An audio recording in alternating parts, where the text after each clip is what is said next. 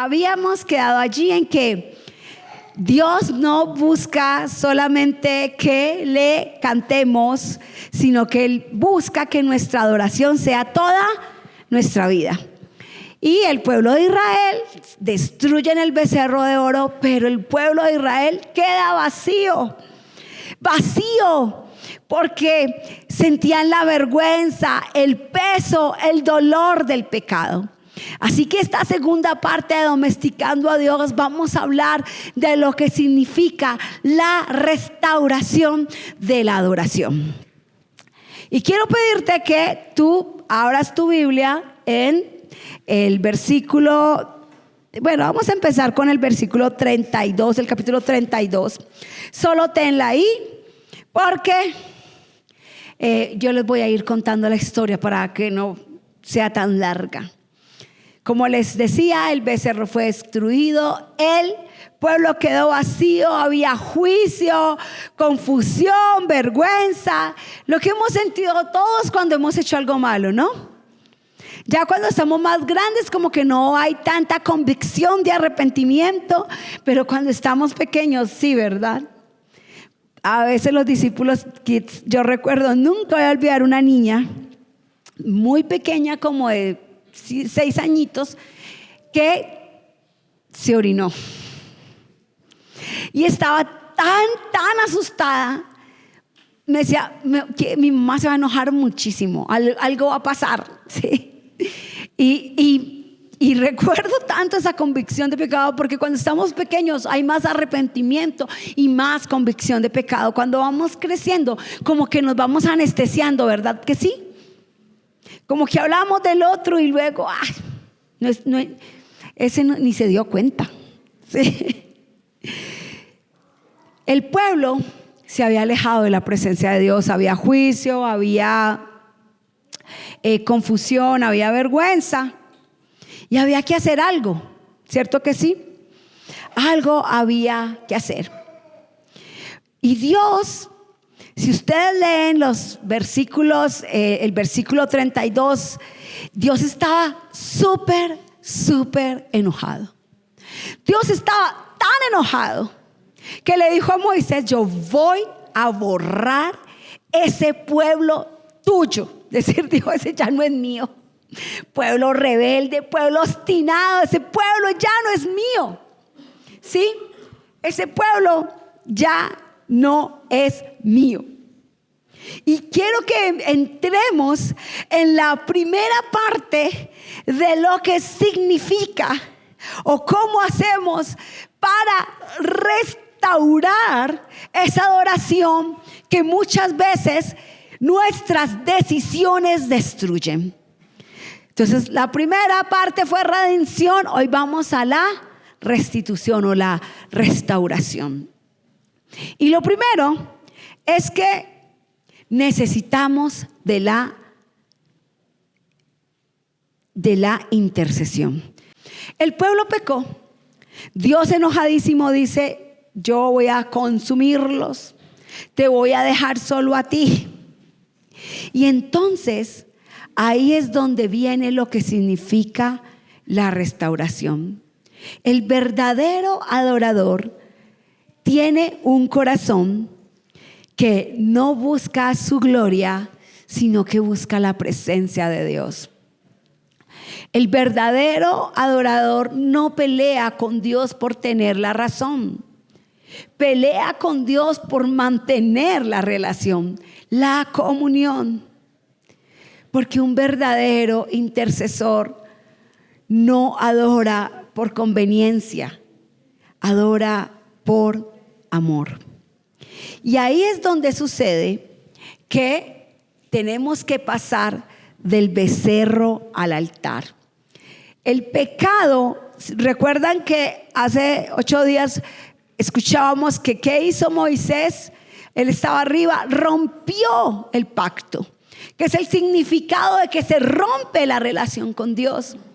Pero aquí Moisés empieza a interceder por el pueblo de Israel para construir de nuevo el altar.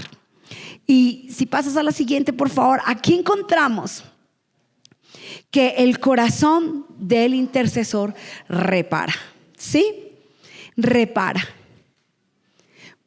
El corazón del intercesor repara. Y entonces al siguiente día dice, Moisés le dijo a los israelitas: ustedes cometieron un terrible pecado, pero yo subiré de nuevo al monte a encontrarme con el Señor. Quizás logre que Él les perdone de este pecado. Y Moisés sube al monte a tener una conversación con Dios. Y Dios le dice: no, yo estoy hasta aquí de ese pueblo rebelde. Como a veces le decimos a Dios con nuestros hijos nos tienen hasta aquí, señoras, algo con esa rebeldía. A diferencia, Dios le dice que va a borrar al pueblo de Israel. Y Moisés se pone en la brecha. ¿Ustedes recuerdan cuando hablamos de lo que significaba ponerse en la brecha? ¿Se lo puede recordar? Ponerse en la brecha o ponerse en medio, interceder es ponerse en medio. Y ponerse en la brecha era que en la época antigua, la época en que fue escrita el Antiguo Testamento, las ciudades tenían murallas. Y a veces esas murallas tenían agujeros por donde el enemigo podía entrar y tomar la ciudad. La muralla era la protección. Así que ponerse en medio era pararse en ese agujero, tapar ese agujero. ¿Pero con qué lo tapaban? Si venía el enemigo, ¿a quién primero destruían? Al que estaba en medio. Y lo mismo sucede aquí.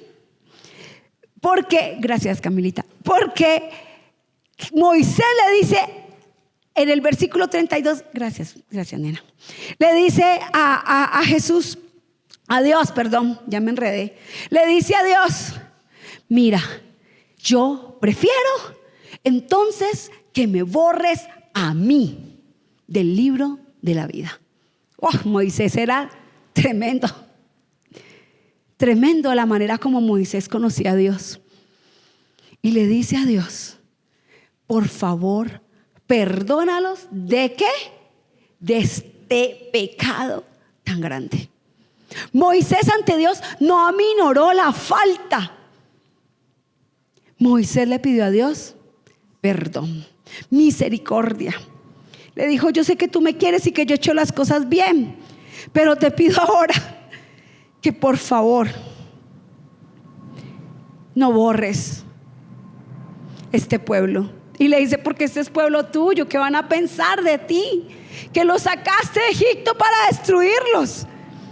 Y se pone en medio del pueblo y de Dios. No sé cuánto usted se ha quejado por lo que está sucediendo en nuestro país, en nuestra ciudad.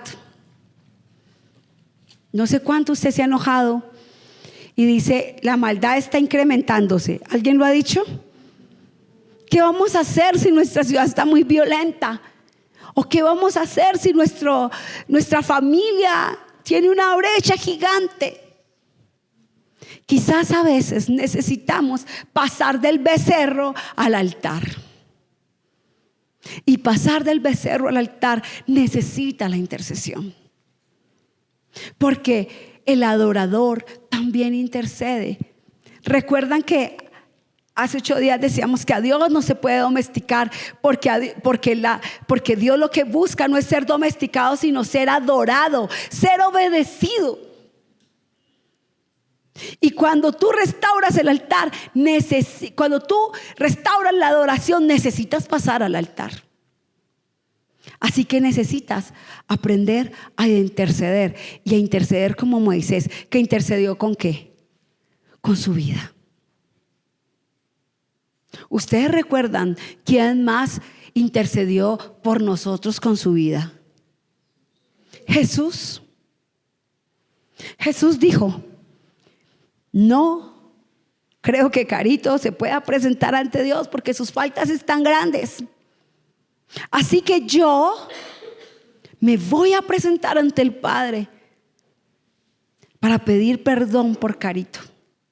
Y voy a colocar mi vida por ella. Ahora usted a esa frase póngale su nombre.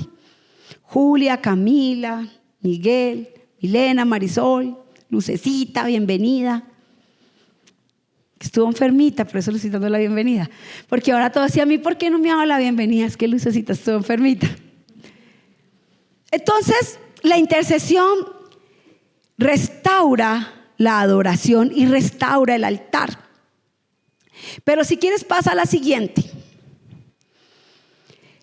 Resulta que también la intercesión es importante porque Moisés estaba buscando que Dios empezara de nuevo una relación con su pueblo, que su pueblo no se apartara de la presencia de Dios y Dios no se apartara de su pueblo. Y entonces encontramos esto tan lindo que dice en Éxodo 33:5, que dice, yo ya estoy ciega, pues el Señor había dicho, ustedes son un pueblo terco y rebelde. Si yo los acompañara, aunque fuera un solo instante, los destruiría en el camino. Y luego dice Moisés, si tú mismo no vienes con nosotros, no nos hagas salir de este lugar. Miren lo importante que dice aquí Moisés. ¿Cómo se sabrá que me miras con agrado a mí y a tu pueblo si no vienes con nosotros? ¿Qué es lo que nos diferencia a nosotros del resto del mundo? Pues tu presencia con nosotras es la que nos separa a tu pueblo y a mí de todos los demás pueblos de la tierra. En medio de la intercesión, ya Moisés no está buscando ni éxitos, ni tierras, ni victoria contra sus enemigos. Pide lo más valioso que debemos pedir nosotros con nuestro corazón de adoradores. Y es que pide su presencia. Porque el adorador maduro no busca beneficios. Porque si el adorador busca beneficios, ¿en qué se está convirtiendo? ¿Qué está haciendo? Lo vimos en la primera parte. Domesticando a Dios. El adorador maduro ya no busca sus propios beneficios. ¿Qué busca? Su presencia. Y esa frase de por favor, necesitamos es tu presencia. Si tú no vas conmigo, dice la Reina Valeria, no me saques de aquí. Si tu presencia no va conmigo, no me hagas salir de aquí, porque es que tu presencia es la que nos separa de los otros pueblos, es la que nos hace diferente de los otros pueblos. Solo necesitamos tu presencia. Amada familia, usted lo único que necesita en su vida es su presencia.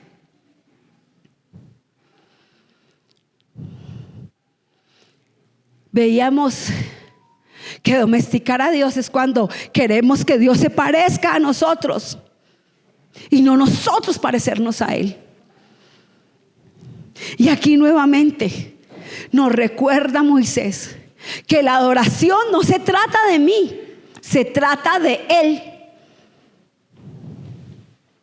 Y que lo que verdaderamente necesitaba el pueblo no era milagros. Ahora Moisés había entendido con todo esto del becerro de oro que lo que necesitaban era intimidad. Que ellos habían escuchado y caminado con sus promesas, pero que ahora lo que quería era su rostro. Ahora lo que quería era intimidad. Y esa fue la primera cosa para generar la restauración del altar o la restauración de la adoración. Lo segundo fue que había que pasar del becerro al altar cambiando el campamento. Yo no sé si ustedes recuerdan que hace 8 días cuando Moisés bajó del campamento del monte con Josué, ¿qué escuchaban? Gritos, alegría. Y Moisés le dice a Josué: lo que estás escuchando no es victoria. Y decíamos que la adoración sin corazón y sin obediencia, ¿qué era? Bravo, ¿quién dijo eso? Levante la mano. Entretenimiento. La adoración sin corazón y obediencia es entretenimiento. Así que Moisés toma una decisión, y por eso les puse este dibujito. Cambia de lugar el campamento. Saca el tabernáculo fuera del campamento. Lo aleja del ruido, del pecado, de la confusión. Lo lleva a un lugar apartado para que la nube volviera a descender. Y dice el 33:7: Moisés tenía la costumbre de armar la carpa de reunión a cierta distancia del campamento. Y toda persona que quería hacer alguna petición al Señor iba a la carpa de reunión, que estaba ¿dónde? Fuera del campamento. Y cada vez que la nube descendía, el pueblo se postraba desde su tienda, porque ya no había becerro. Había una presencia. Volvió la nube. Y la presencia no se podía ver, pero sí se podía sentir. Dios movió el altar del ruido, de la mundanalidad, para que la gente volviera a asombrarse,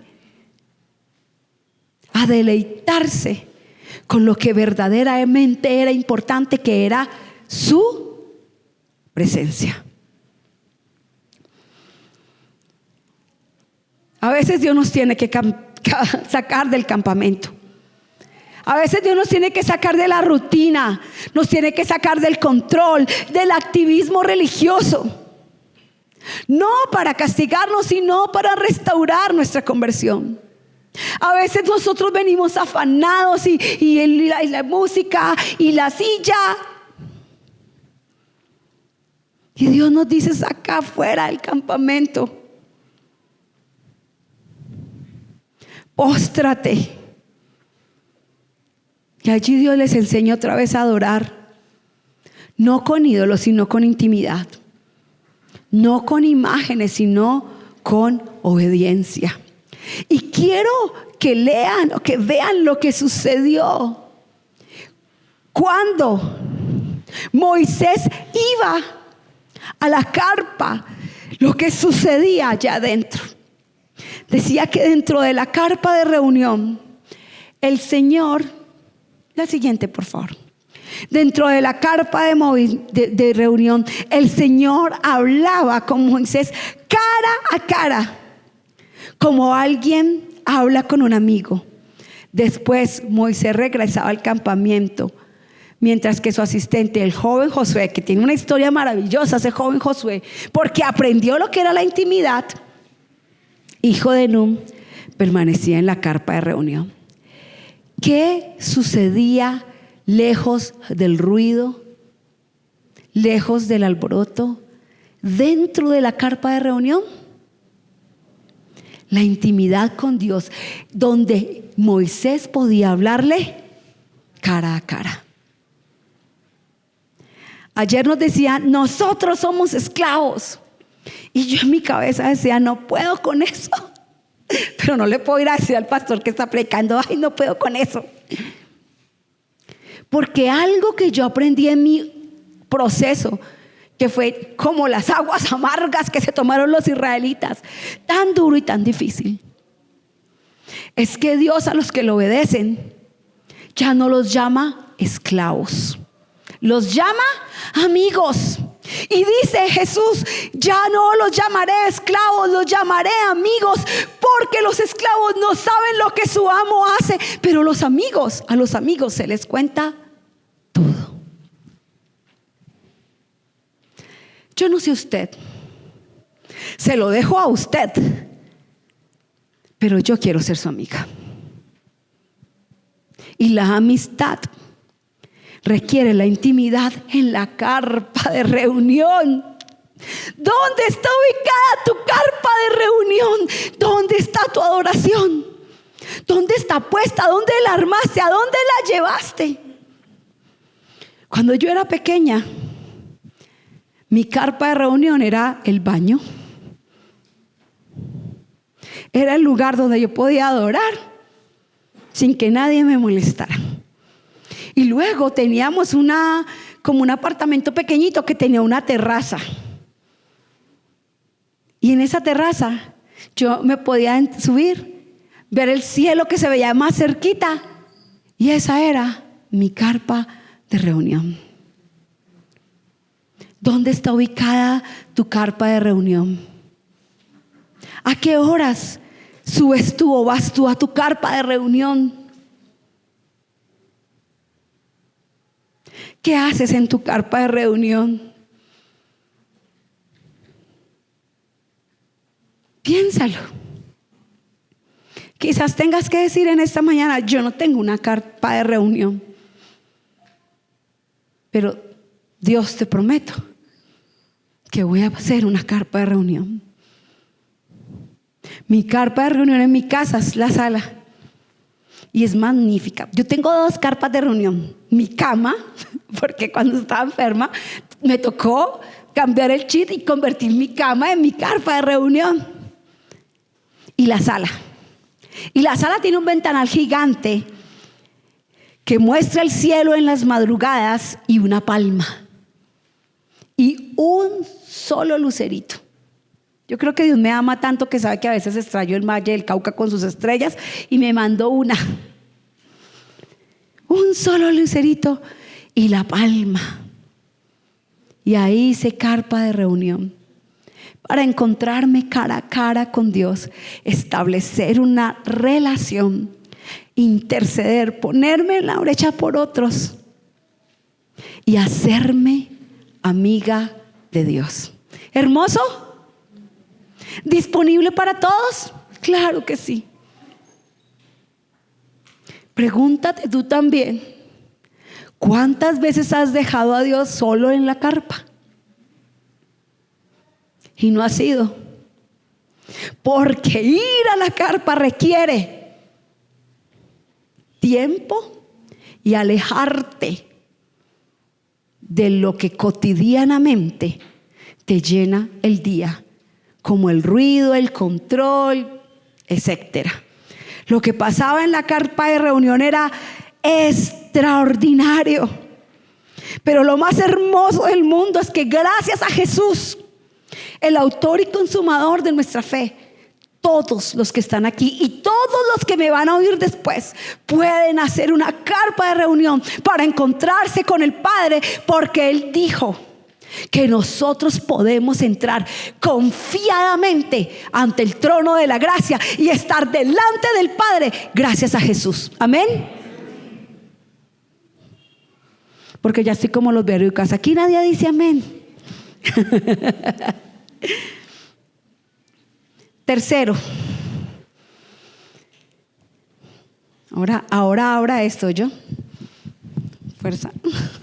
Ya sí pude. Sí pude. Dios, ¿se acuerdan que en el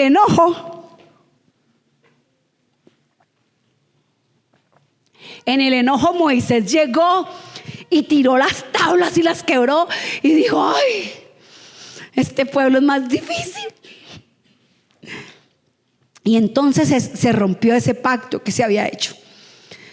Pero en Éxodo 34:1 Dios vuelve a llamar a Moisés y le dice: labrarás,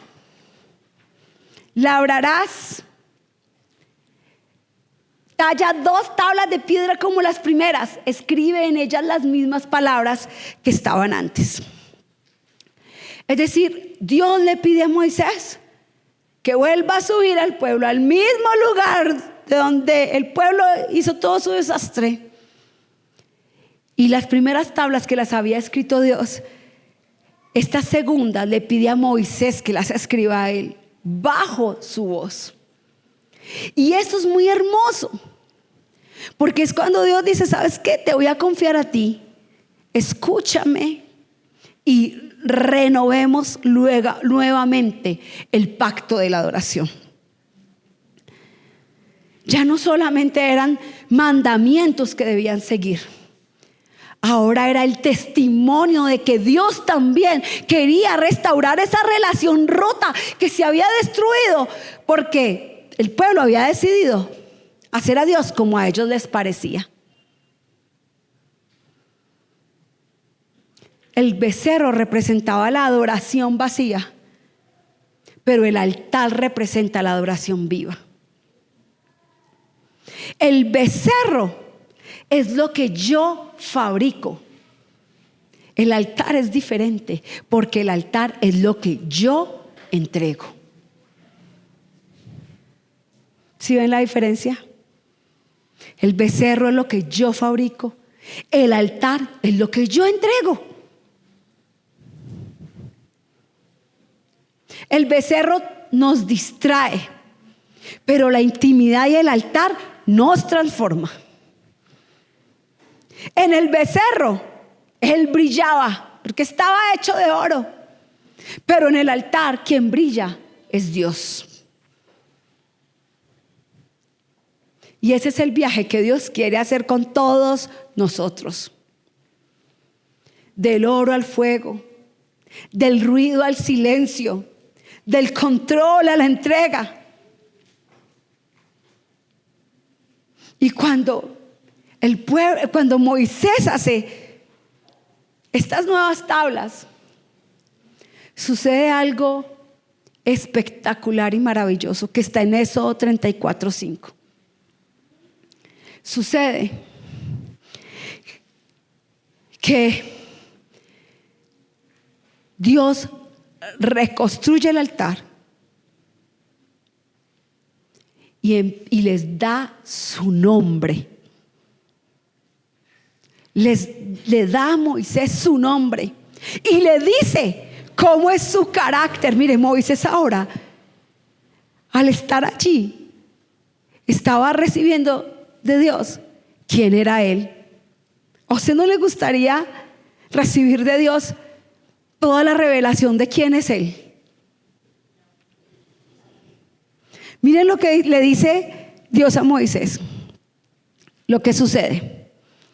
Después el Señor descendió en una nube y se quedó allí con Moisés y proclamó que su propio nombre, Yahvé. El Señor pasó por delante de Moisés proclamando: Yahvé el Señor, el Dios de compasión y misericordia, el que es lento para enojarse, el que está lleno de amor inagotable y fidelidad. Y ahora le dice: yo derramo amor inagotable a 1000 generaciones y perdono la iniquidad, la rebelión y el pecado. ¿Cómo es Dios? El Dios de compasión y misericordia. Soy lento para enojarme y estoy lleno de amor inagotable y fidelidad. ¿Saben yo a quién conozco que es un poquitico así como Dios? A mi mamá. Hacer enojar a mi mamá es porque usted ya de verdad hizo todas. Demasiado lindo es Dios, porque nos espera y nos espera y nos espera y nos espera, porque es lento para enojarse. Yo no veo aquí un Dios tan castigador. Veo un Dios que cuando se le adora está lleno de ¿qué? De amor inagotable y fidelidad. Y dice, no solo de amor inagotable para ti, sino para ¿cuántas generaciones? 1000. Yo le digo a Dios, estoy más feliz que una lombriz, porque 1000 generaciones mías de aquí para adelante, porque mi mami también es cristiana, mi suegra fue cristiana, la mamá la abuela de mi esposo también. Imagínense, estamos más cubiertas que mis generaciones van a disfrutar del Dios compasivo y misericordioso, del que está lleno de amor inagotable, del que perdona. Ese es el Dios que nosotros tenemos. El becerro fue destruido, pero el altar fue reconstruido. El pueblo falló, pero la presencia volvió. Porque el Dios que confronta siempre restaura al que quiere. Amada iglesia, no basta con destruir el becerro. Hay que reconstruir el altar, porque el verdadero adorador siempre va a tomar la decisión de reconstruir el altar. Dios no solamente destruye ídolos, también restaura adoradores. Y quiero pedirles que ustedes vayan a una palabra, porque no la puse ahí de adrede, como dicen por ahí. Y esta es para ustedes, iglesia, y para mí. Yo quiero pedirles algo, y es que lo que estamos aquí, tomemos la decisión de darle lo mejor a Dios, reconstruyendo el altar, reconstruyendo la intimidad, reconstruyendo el campamento. Porque levanten la mano cuántos necesitan un milagro acá. Todos, ¿verdad? ¿Usted quiere un milagro? ¿De verdad lo quiere? ¿Sí, lo quiere? Váyase por favor a Éxodo 34, versículo 10.